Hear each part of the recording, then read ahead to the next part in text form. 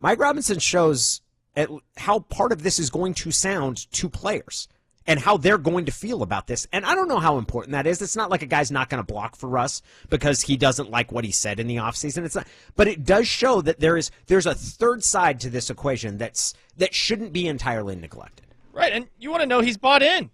I mean, yeah, if he shows up and he plays, does it really matter? But, I mean, you got a livelihood, too, if you're on this team.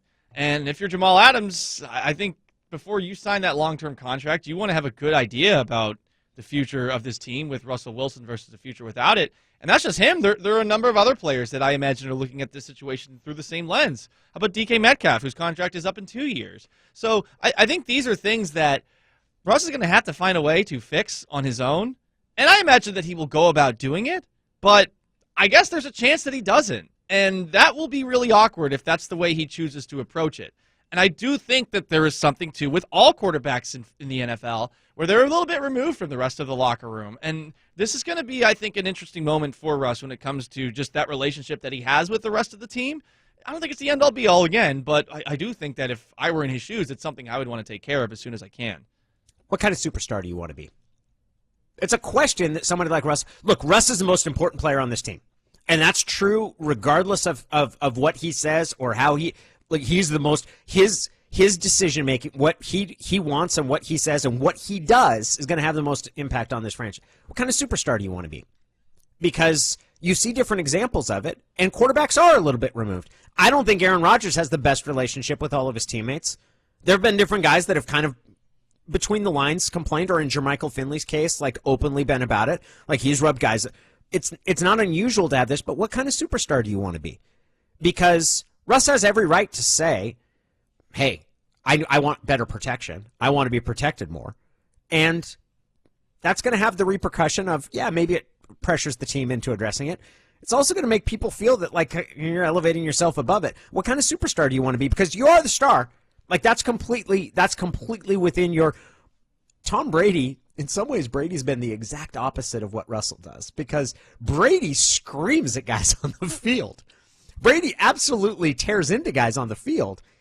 But publicly, he doesn't ever so much. I mean, the most memorable commercial he has in my mind is him making his 5 offensive linemen a star of the commercial with their 5 layers of protection when they're all wearing helmets. You do have a question if you're Russ. What kind of superstar do you want to be? And I feel like he already is the superstar that he wants to be, isn't he? To an extent. I mean, if he is viewing himself in this way where if he's not getting the help that he thinks it might be necessary for him to go elsewhere, I think he has a pretty clear view of himself and confidence in himself that makes him think that, okay, well, these are the guys that are holding me back. It's not necessarily myself that's holding me back. And, okay, go ahead, be confident in yourself. You should be confident. But at the same time, I think a little reality check is sometimes needed for all superstars. Guys can change with regard to that. Like, you see constant examples of players who mature or become different. There's some guys that don't, but you see players. Kobe Bryant was significantly different in his 30s than he was in his 20s.